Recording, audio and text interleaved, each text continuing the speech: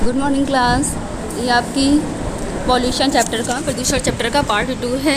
देखिए इसमें हम लोग बात करते हैं रेडियोधर्मी प्रदूषण की।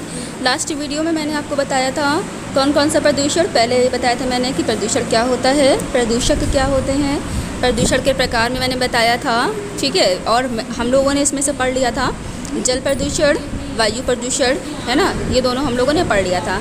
अब आज हम लोग पढ़ रहे हैं रेडियोधर्मी प्रदूषण। देखिए रेडियोधर्मी प्रदूषण होता क्या है। रेडियोधर्मी प्रदूषकों से वायु तथा मृदा प्रदूषित होते हैं। नाभिकीय विस्फोट के द्वारा इलेक्ट्रॉन, प्रोटॉन, न्यूट्रॉन के साथ अल्फा बीटा कण मुक्त होते रहते हैं, ठीक है। देखिए होता क्या है, जो रेडियोधर्मी प्रदूषक हैं कौन कौन से होते हैं, नाभिकीय विस्फोट के द्वारा होता है। नाभिकीय विस्फोट का मतलब है जैसे परमाणु बम या हाइड्रोजन बम बनाया जाता है, फिर उन्हें विस्फोट किया जाता है तो उससे बहुत सारे अल्फा और बीटा कण मुक्त होते हैं, ठीक है। तो यही हमारा क्या है, रेडियोधर्मी प्रदूषण है। इनका इफेक्ट क्या होगा, ये हमारे जीन्स को प्रभावित करते हैं। जीन्स हमारी बॉडी में होते हैं, इसके फलस्वरूप उत्परिवर्तन हो जाता है। उत्परिवर्तन मतलब म्यूटेशन हो जाता है। उत्परिवर्तन ये होता है कि जो अच्छे कैरेक्टर होते हैं वो कहीं दब जाते हैं या ख़त्म हो जाते हैं, और जो हमारे बैड कैरेक्टर होते हैं वो बाहर आ जाते हैं, ठीक है। रेडियोधर्मी प्रदूषण के स्रोत, रेडियोधर्मी प्रदूषण के स्रोत कौन कौन से हैं, देखिए नाभिकीय विस्फोटों से। नाभिकीय विस्फोट का मतलब जो भी मैंने बताया है, परमाणु बम और हाइड्रोजन बम को विस्फोट करना है। इससे क्या क्या मुक्त होगा, strontium, caesium, carbon 14, tritium, cobalt आदि मुक्त होते हैं। ये प्रदूषण उत्पन्न करते हैं, ओके। तो हम लोग क्या कहेंगे कि ये सारे स्रोत हैं हमारे रेडियोधर्मी प्रदूषण के। अब हम लोग आते हैं इसके प्रभाव पर। रेडियोधर्मी प्रदूषण का क्या प्रभाव पड़ेगा हमारे ऊपर। तो पहले मैंने बताया था फर्स्ट पॉइंट में ही कि ये जीन्स को प्रभावित करते हैं ना। देन ये जीन्स तथा गुणसूत्रों को प्रभावित करते हैं, जिससे आनुवंशिक रोग हो जाते हैं। जब ये जीन्स को प्रभावित करेंगे, गुणसूत्र को प्रभावित करेंगे, तो गुणसूत्र ही तो होता है जो क्या करता है, कैरेक्टर्स को यानी लक्षणों को एक पीढ़ी से दूसरी पीढ़ी में पहुंचाता है ना। तो क्या हो जाएगा, जब ये जीन्स को प्रभावित कर देगा या गुणसूत्र को प्रभावित कर देगा तो इससे आनुवंशिक रोग हो जाएंगे, जैसे रक्त कैंसर यानी ल्यूकीमिया, अस्थि कैंसर, तंत्रिका विकार आदि। इसके कारण बच्चों की गर्भावस्था में मृत्यु हो जाती है। क्या होता है, जो इन्फेंट होते हैं उनकी क्या हो जाती है, मृत्यु हो जाती है, ठीक है। नेक्स्ट है हमारा आयोडीन 131 के कारण मनुष्य में थायराइड कैंसर हो जाते हैं। द्वितीय विश्व युद्ध में हिरोशिमा और नागासाकी पर किए गए परमाणु बम विस्फोट के कारण रेडियोधर्मी विकिरण उत्पन्न हुए, ठीक है। क्या हुआ, देखिए आयोडीन 131, देखिए अब इसमें क्या हुआ। तो हम लोगों ने इसका पहला प्रभाव पढ़ लिया है, दूसरा प्रभाव देखते हैं। थर्ड हम लोग का था। आयोडीन 131 के कारण मनुष्य में थायराइड कैंसर हो जाता है, ठीक है। थायराइड हमारा कहाँ होता है, गले में होता है, ठीक। नेक्स्ट देखिए, द्वितीय विश्व युद्ध में हिरोशिमा तथा नागासाकी पर किए गए परमाणु बम विस्फोट के कारण जो रेडियोधर्मी विकिरण उत्पन्न हुए उनसे आज भी विकलांग संतानें उत्पन्न होती हैं। इसका मीन्स क्या है, देखिए जो परमाणु बम विस्फोट किया गया था हिरोशिमा और नागासाकी में, जापान में, तो क्या हुआ था यहाँ पर इतना ज़्यादा रेडियोधर्मी विकिरण उत्पन्न हुआ कि आज भी वहाँ पर जो लोग होते हैं, जो बेबीज़ होते हैं, उनको क्या होता है, विकलांग होते हैं। उनका हाथ नहीं होता है, फिर पैर नहीं होता, या फिर मानसिक रूप से क्या होते हैं, बीमार होते हैं, ठीक है। रोकथाम के उपाय, इसका हम रोकथाम किस तरह से कर सकते हैं, देखिए स्थलीय एवं समुद्री नाभिकीय परीक्षणों पर रोक लगा देनी चाहिए। जैसे जो नाभिकीय परीक्षण होते हैं यानी परमाणु बम को विस्फोट करके उसका टेस्ट किया जाता है, या फिर जो भी और भी चीज़ें होती हैं, तो उन सब को स्थलीय और समुद्री जगह पर रोक लगा देनी चाहिए, ठीक है। परमाणु भट्टी को आबादी से दूर भगाना चाहिए। परमाणु भट्टी क्या है, परमाणु भट्टी वो है जिसमें परमाणु बम वगैरह बनाए जाते हैं, तो उसे हम लोग को आबादी से दूर लगाना चाहिए। यहाँ पर लगाना लिखा है, ठीक है, भगाना नहीं है। परमाणु बम तथा नाभिकीय बमों के निर्माण पर रोक लगा देनी चाहिए। क्या करना चाहिए हमें, परमाणु बम और नाभिकीय बम के निर्माण पर रोक लगा देनी चाहिए। नेक्स्ट देखिए इसका क्वेश्चन आंसर से ऑब्जेक्टिव क्वेश्चन, इसमें क्या चीज़ सही है वो आपको बताना है, ठीक है।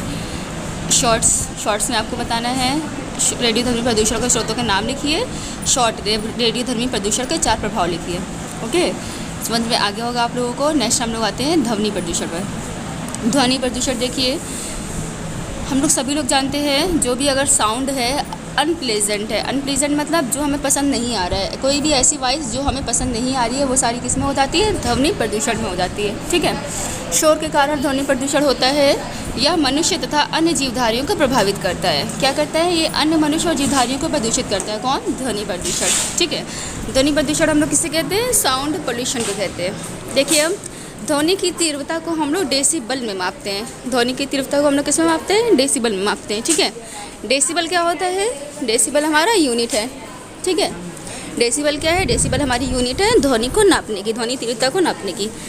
डेसिबल को हम लोग डी और बी से डिनोट करते हैं। ये आपको दिख रहा होगा, डी बी से डिनोट करते हैं। इसे डिनोट मतलब दर्शाते हैं। ठीक है, अब हम लोग देखते हैं कि ध्वनि की तीव्रता कितनी होनी चाहिए, कितने होने से क्या होता है, हमारा प्रदूषण हो जाएगा। तो शांत वातावरण में ध्वनि की तीव्रता 25 से 30 dB होनी चाहिए। ठीक है, 25 से 30 dB होती है।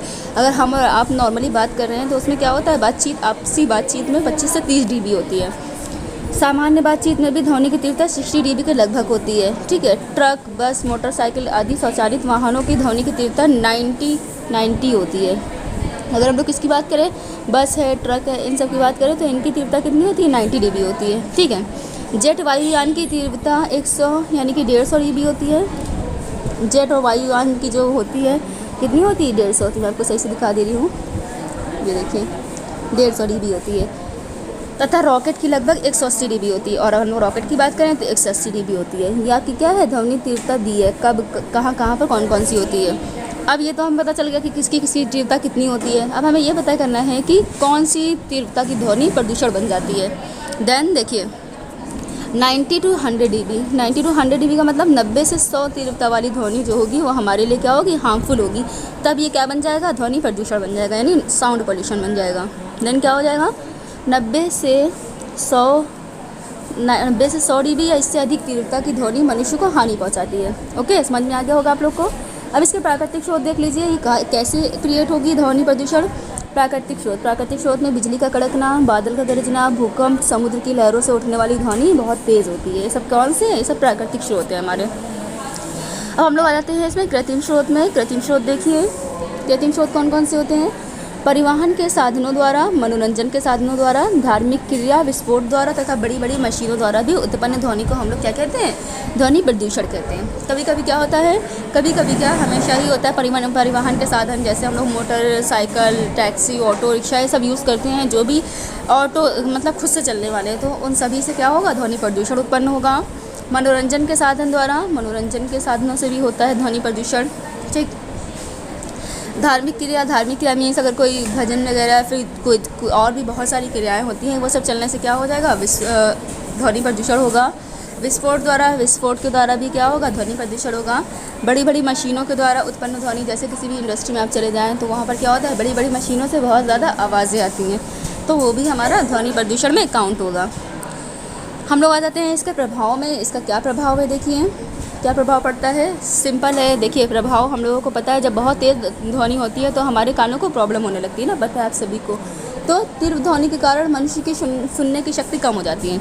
हम बहुत तेज़ आवाज़ सुनेंगे तो फिर जब हम धीमे सुनेंगे हमें सुनाई नहीं देगा, फिर हमें तेज़ पर ही सुनाई देगा। ठीक, 140 से 150 dB की तीव्रता की ध्वनि के कारण अस्थायी बहरापन हो जाता है। अगर आप 140 से लेकर 150 dB की तीव्रता की ध्वनि सुन रहे हैं तो अस्थायी बहरापन का मतलब कभी सुनाई देगा, कभी नहीं सुनाई देगा, या फिर कम सुनाई देगा। ठीक है, और अगर हम लोग यही 180 से 190 dB हो जाएगा ध्वनि के कारण, तो स्थायी बहरापन, यानी आप टोटली डीफ हो जाएंगे, यानी कि आप पूरी तरह से बहरे हो जाएंगे। ठीक है, तीव्र ध्वनि में रहने वाले लोगों में ध्वनि की कमी हो जाती है। जो लोग तीव्र ध्वनि में रहते हैं, जैसे बहुत ज़्यादा शोर शराबे वाली एरिया में रहते हैं, तो उनकी ध्वनि की कमी हो जाती है उनमें। इसके प्रभाव से क्रोध, चिड़चिड़ापन तथा सिर दर्द उत्पन्न हो जाता है, हम सभी को पता है। तेज़ ध्वनि से बीपी अधिक रहने लगता है, ये भी हम लोगों को पता है। ठीक है, हम लोग उपाय में आते हैं। इसके क्या उपाय हैं, हमें कैसे रोकना चाहिए किसको? ध्वनि प्रदूषण को। तो शादी त्योहारों में लाउड स्पीकर और पटाखों का प्रयोग नहीं करना चाहिए। शादी ब्याह में हमें क्या करना चाहिए? लाउड स्पीकर और पटाखों यानी क्रैकर्स का यूज़ नहीं करना चाहिए। स्वचालित मशीनों तथा उनके हॉर्नों का प्रयोग कम से कम करना चाहिए। जो खुद से चलने वाली मशीनें हैं उनका प्रयोग कम करना चाहिए। क्यों? क्योंकि उनमें हॉर्न होते हैं और हॉर्न से क्या होगा? ध्वनि प्रदूषण होगा। नेक्स्ट है हमारा, कारखानों में काम करने वाले व्यक्तियों को अपने कान रुई से बंद कर लेना चाहिए।